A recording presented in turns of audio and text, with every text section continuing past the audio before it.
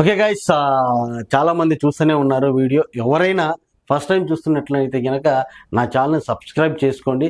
చూసిన ప్రతి ఒక్కరు కూడా ఒక లైక్ అయితే కొట్టండి, అప్పుడే రీచ్ అయితే అవుతుంది. Okay guys, thank you. Hi guys, welcome to Dega media. నేను మీ Shiva Bhaskaraiah. So promo 1 promo 2 రెండు మనం చూసుకున్నట్లయితే బిగ్ బాస్లో చాలా క్లియర్ కట్గా ఎవరినైతే మనం వీక్ అన్నామో, ఎవరినైతే బిగ్ బాస్లో పనికి రాదన్నామో, ఎవరినైతే మనం ఏడుపు కొట్టాడని ఇన్ని రోజులు తిట్టుకున్నామో, ఎవరినైతే వీడు అమ్మాయిలతో ఎక్కువ కావాలని హగ్గులు తీసుకుంటున్నాడని అనుకున్నామో, ఎవడైతే ఊరికేనే పోయి సీసీ కెమెరాలతో మాట్లాడుతున్నాడు, ఎవడైతే రాకు అని దూరంగా పోతున్నాడని మనం అనుకున్నామో, అటువంటి వాడే ఈ రోజున ప్రోమో 1 ప్రోమో 2లో ది బెస్ట్ ఎవరి అయినటువంటి పర్ఫార్మెన్స్ అయితే కనుక ఇస్తూ ఉన్నాడు. అదే మణికంఠ. ఇన్ని రోజులు బిగ్ బాస్ హౌస్లో తనకంటూ సపోర్ట్ ఎవరు లేకపోవడం వల్ల, ప్రతిదానికి తనను అందరు తిట్టడం వల్ల, ప్రతిదానికి అందరు కార్నర్ చేయడం వల్ల, సో వీటన్నిటికీ ఏం చేయాలో అర్థం కాక, రెండోది తన ఫ్యామిలీ, తన సొసైటీ వీళ్ళందరూ కూడా ఏదో ఒక బాధలో ఉండడం వల్ల వేరే లెవెల్గా ఆడినాడు. ఎప్పుడైతే వైల్డ్ కార్డ్ వారు ఎంట్రీ అయినారో అప్పుడు మన మణికంఠ వైల్డ్గా ఆడడం మొదలుపెట్టినాడు.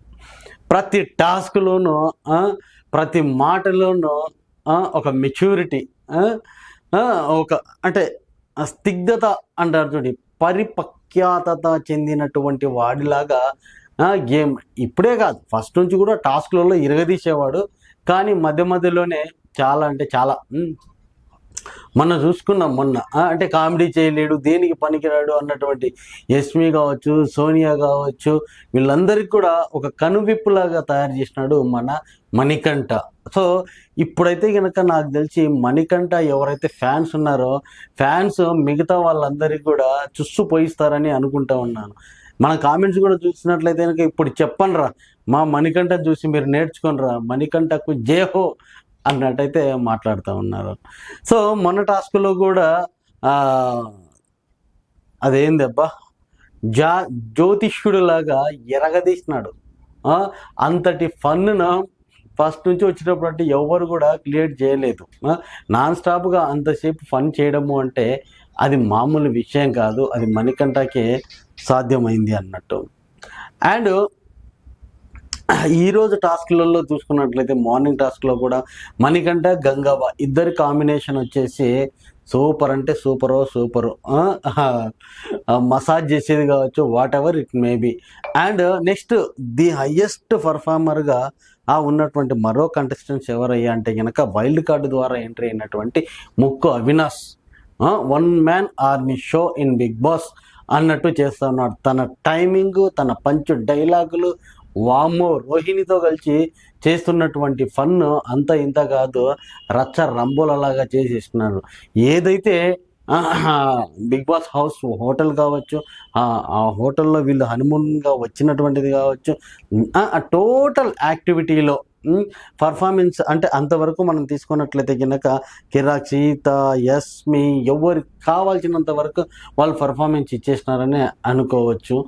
అండ్ ఇంకా బిగ్ బాస్కి అంటే ప్రోమో 2లో చూపించినట్లు ఇంకా బిగ్ బాస్కి ఎక్కువ ఫన్ కావాలనుకున్నాడో ఏమో, వాళ్ళ బ్రెయిన్కి నుంచి మనం చాలా ఎంటర్టైన్మెంట్ తీసుకున్నాము.